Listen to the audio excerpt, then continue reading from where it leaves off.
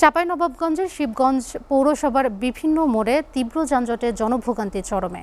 বাজার এলাকায় অটোরিকশার অবাধ ও শৃঙ্খলাহীন চলাচল, স্ট্যান্ড তৈরি ও প্যাসেঞ্জার ওঠানামা ও ভাড়া আদায় করায় প্রতি মুহূর্তে যানজট লেগেই থাকে।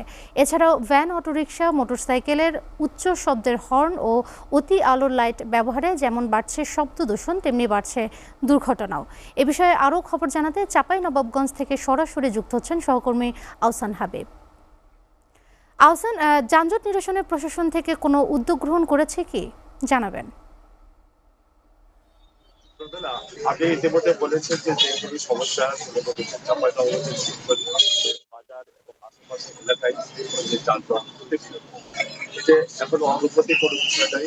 দফায় দফায় এই এলাকার মানুষ অভিযোগ করেছেন, লিখিতভাবে জানিয়েছেন যে সড়ককে প্রশস্ত করতে হবে, অবৈধ স্থাপনা উচ্ছেদ করতে হবে এবং যে সড়কে অটো যে অবাধ যাতায়াত, অদক্ষ যে ড্রাইভাররা আছে বাজারের মধ্যে যে যেখানে সেখানে স্টার্ট করে বাজারের মধ্যে সেখানে আপনারা আলোচ প্রদান করেন, সেটি পর্যন্ত বন্ধ করতে পারে। আপনারা গতকালকে কথা বলেছি সড়ক জনপথের নির্বাচিত কৌশলী নাহিদুর রহমান, তিনি বলেছেন এই সড়কে এখনো কোনো গ্রিডিং সিগন্যাল পাওয়া যায় প্রশস্ত করে না।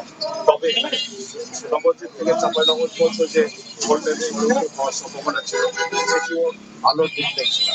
এখানে মাত্র 10 ফিট প্রশস্ত কাজ শুরু হবে